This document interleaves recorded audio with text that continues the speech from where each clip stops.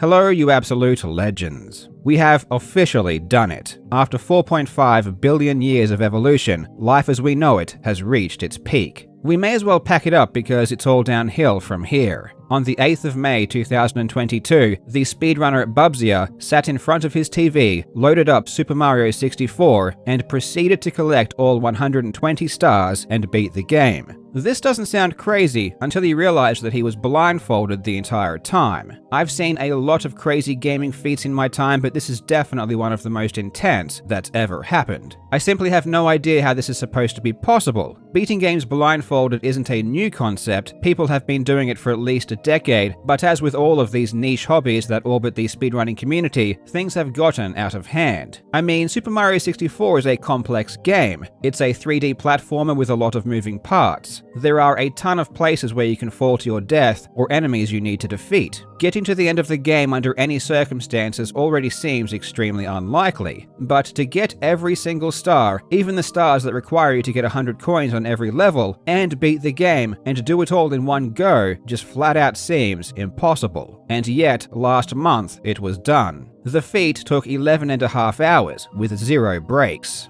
Bubzia didn't remove his blindfold at any time or even get up out of his chair. It was 11 hours of straight gameplay. Not only is this possibly the greatest blindfold achievement of all time, but it's up there with one of the greatest gaming achievements ever in general. This isn't just about skill, it's about incredible preparation, amazing strategic ideas, and the courage to entertain and investigate a seemingly preposterous goal. In this video, we will take a quick look at Bubzia's blindfolded 120-star run and learn why this particular speedrun is one of the most challenging ever performed. I really hope you enjoy. Now, legends, before we go on, I had to show you this amazing new scientific study that was recently published. It showed that people were 69% more attractive to potential partners if they kept their sensitive areas trimmed, tidy, and well taken care of. Trimming is something that every man must do, and when you do it, you need to use a product that is specifically designed for that purpose, which is why you need to use products from today's video sponsor, Manscaped. Using the lawnmower, trimming is incredibly safe and easy. I've used it many times and have literally never had a nick or cut. It's waterproof, so I use it in the shower and it takes like 2 minutes, plus there is no cleanup needed. I recommend getting the performance package because it contains everything you need to look and smell great. Take it from a married man. When you look clean, your partner will treat you better. Just think about it. Would you rather eat off a nice, clean, and shiny plate, or a plate full of disgusting hair? And the best part is, if you use my link in the description, you'll get 20% off and free shipping. So click the link and pick yourself up a lawnmower today. If you were to sit me down in front of a Nintendo 64 and force me to try and figure out how to collect every star in the game and beat the game without looking, I would have absolutely no idea where to begin. At first glance, it seems impossible, and it's honestly shocking that anyone considered the possibility in the first place in order to even try it. But as is the case with a lot of these crazy gaming feats, it started out with relatively humble beginnings and grew from there. I'm sure it's not always the case, but generally players won't dive headfirst into a new game trying to beat the entire thing blindfolded. What usually happens is that they will start small and try to beat a particular section. This is exactly what happened with Super Mario 64. The speedrunner Bubzia was inspired by some other blindfolded achievements, like those in The Legend of Zelda: Ocarina of Time, and decided to see if he could at the very least collect a single star blindfolded. And in July of 2017, that's exactly what he did. So from here, he simply figured out a few more stars until he had reached a total of 16. This is an important number because 16 stars is generally considered the easiest way to beat the game. Technically, you can beat the game with 0 or 1 stars, but it ends up being harder because the glitch required to do so is extremely precise. The glitches needed for a 16-star run, however, are pretty easy. After several months of work in October of 2017, Bubzia became the first person to beat Super Mario 64 blindfolded.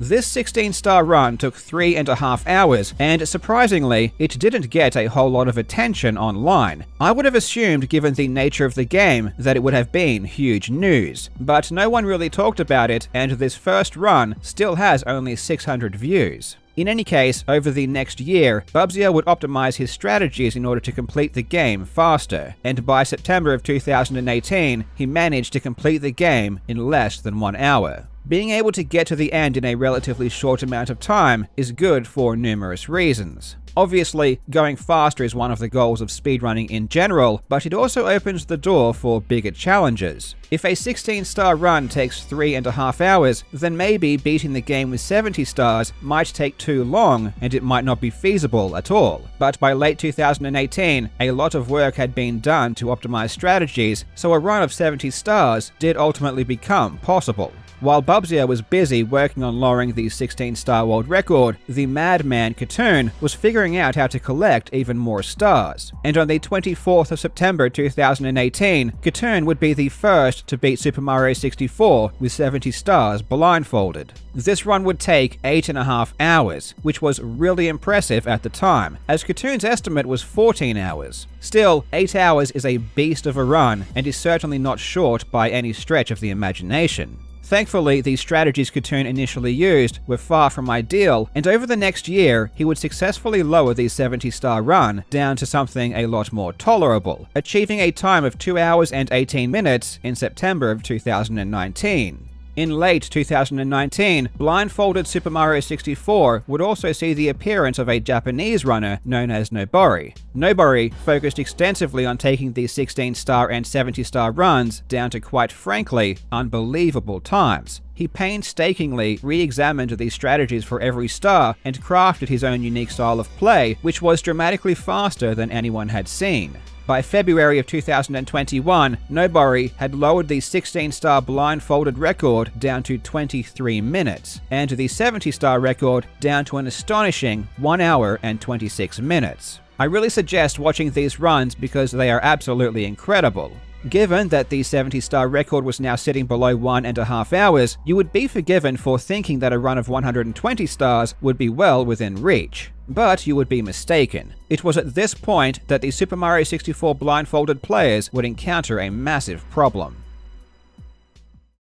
In order to navigate the environment without the ability to see, Super Mario 64 players use a variety of techniques to ensure their movement is accurate and reproducible. Certain actions will move Mario forwards and backwards the exact same distance every time. For example, a punch will inch Mario forwards, and a backflip will move Mario backwards. Directional movement with the Nintendo 64 controller can also be very consistent because of the notches around the control stick. Players can also use sound cues to figure out exactly where they are, like listening for when Mario is rubbing up against a wall. Even the music can be very helpful, as it can allow you to move in a certain direction for the same amount of time if you are really good at counting the beat. In practice, moving the same distance and direction each time can usually be pretty easy. In fact, players were getting so consistent that they can basically do it on command. In December of 2021, Bubzia beat the game with 70 stars live during a marathon in 1 hour and 55 minutes. Naturally, with the 70 star now reasonably low, the question became, could players go the entire distance? Could it be possible to collect every star in the game? In January of 2021, Katoon set out to answer that question, and over the next couple of months, he would systematically go through each of the remaining stars to see if they were possible to do blindfolded. By late March, he had successfully figured out how to collect 48 of the remaining 50. This brought the theoretical total collectible stars to 118, just 2 shy of the 120. But it was here that Katoon ultimately ended his journey, as he couldn't figure out how to collect the final 2. The 2 remaining stars were the 100 coin stars on the levels Lethal Lava Land and Dire Dire Docks, and it's these 2 levels that perfectly illustrate the difference between 70 star and 120 star. With 70 stars, the biggest weapon you have in your arsenal is choice. You get to choose which stars you collect and which stars you skip, and it just so happens that there are 70 relatively easy stars to collect blindfolded. Beyond 70, stars get exponentially more difficult. A level like Whomp's Fortress is easy to navigate, and you can take your time moving around. As long as you know the right combination of inputs, it doesn't really matter if you do them slowly or quickly. As long as you do them in the correct order, you'll be successful. There aren't too many enemies to avoid, and there are also plenty of opportunities to do a technique that blindfolded runners call normalization. Normalization is where a player can use the terrain to know exactly where they are. It could be as simple as just listening for when Mario is pushing up against a wall. A player could also slowly walk off a ledge and allow Mario to grab onto it. When Mario pulls himself back up, the player now knows exactly where they are standing and can proceed from there. Normalization is important because it allows you to break stars into smaller sections, so you don't need to do the entire thing perfectly. You just need to make it to the next checkpoint where you can normalize your position.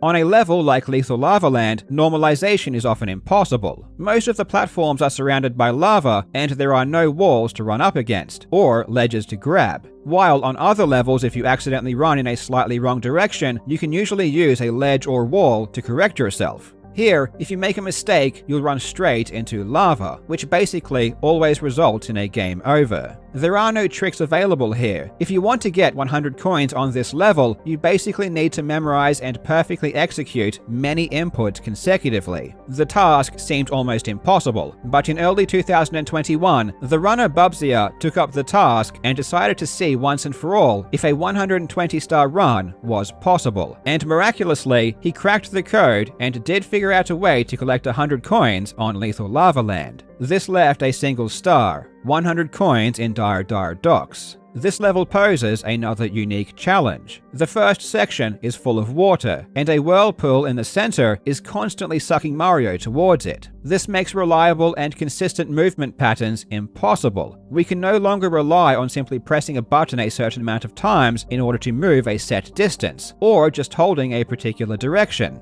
We are constantly in motion, being pulled towards the center. Therefore, the timing of every button press is critical as well. Truth be told, it wasn't a guarantee that collecting 100 coins on this stage was even possible. It's just that difficult. But once again, Bubzia geniusly figured out a way, taking advantage of slopes around the border of the level to normalize his position. Even still, each time he dives into the water, the level is working against him, and the timing of his inputs has to be incredibly precise. The level of planning and preparation that goes into finding these strategies is astounding. By the end of September 2021, Bubzia had collected every star in the game blindfolded. However, his work was still not done. Just because you know how to collect every star, that doesn't mean you can do it in one go. There are still two major obstacles that stand in your way: consistency and time.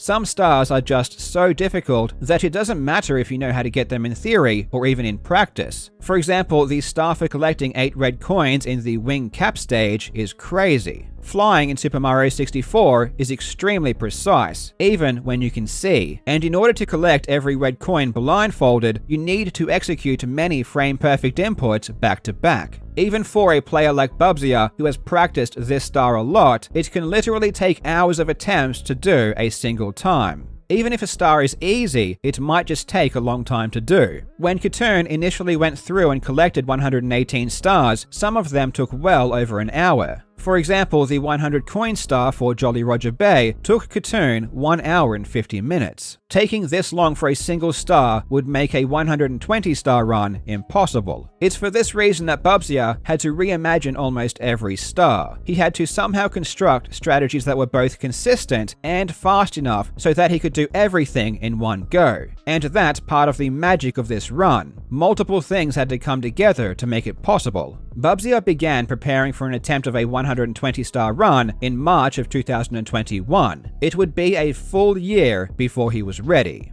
On March 19th, 2022, Bubzia would make his first attempt. His estimate for how long the run would take to complete was 15 hours. This is a very long time to be playing a game blindfolded. It's not the longest anyone has done it, but it's still an extremely long time. Blindfolded play is extremely mentally fatiguing, even more so than regular speedrunning. In my experience in speedrunning, after a certain amount of practice, you develop muscle memory and can essentially play on autopilot. This isn't the case with blindfolded running, however, and concentration is required at all times. Players are constantly struggling to remember inputs, and because the gameplay is much slower than otherwise, it makes everything a lot more tedious. Over a long period of time, players become exhausted, similar to how a chess player might feel after after a grueling match. And on this particular occasion, it was too much. Several stars had taken far longer than anticipated. After 8.5 hours, Bubzia had only collected 69 stars and knew he wasn't going to make the distance. 2 weeks later, on the 3rd of April, he would try again. 9 hours into the run, after collecting 99 stars, disaster struck. He forgot the inputs for one of the stars on Tiny Huge Island. What is this shit? Why is he... Oh my god, dude, please.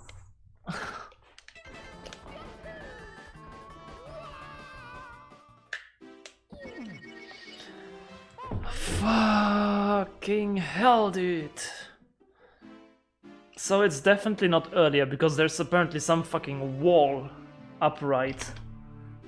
I don't know what wall could be there upright. It doesn't make any sense to me, dude, but... apparently... If this happens, what are you supposed to do? If you can't see and you don't know the exact sequence of buttons to press, it's impossible to continue. Being so deep into the run, this is emotionally devastating. After 40 minutes of agonizing effort, he finally remembered and successfully got the star, but by that point, the damage had already been done. He collected a few more stars, but his brain was no longer functioning as well as it needed to, and he had to stop. After 2 painful failures, Bubzia spent another month preparing for his next attempt, which would be on the 8th of May. This time, his play was much better, and it showed. Everything was done really well, and after 11 hours, he had 119 stars. He had left the hardest star for last, the wing cap stage 8 red coin star. Normally, this star would take at least an hour of attempts to complete, but this time, it was done in less than 20 minutes. Once 120 stars had been collected, there was just 2 more things to do. The first was confirm that he'd actually collected 120 stars. This is one of the less obvious challenges, which is keeping track of how many stars you have attained. In order to check, he enters a cannon at the front of the castle, which only opens when you have 120 stars. We got 120! Let's go! We did it, dude! What the fuck? Once confirmed, the final fight with Bowser is all that remained. Boom!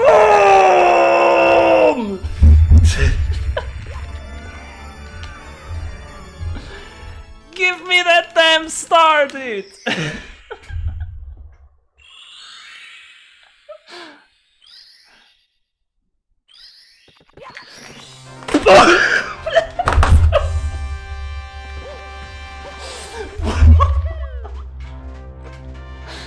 Sub 12, dude!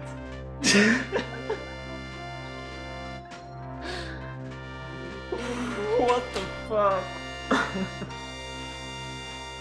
This is truly one of the most insane things ever done in video game history, and it blows my mind what gamers these days are willing to do in order to achieve something that most people would consider impossible. If you want to learn a bit more about this run, I recommend watching 2 further videos. The first is a summary video made by Bubzia himself, where he talks about some critical moments in the run, and the second is a video by Ubisoft, which goes a bit more into depth on the techniques that were used. A huge congratulations to Bubzia on this historic run, and I can't wait to see what the blindfolded community does next. Thank you so much for watching, you legends. I hope you are having a fantastic day, and I will see you in the next video.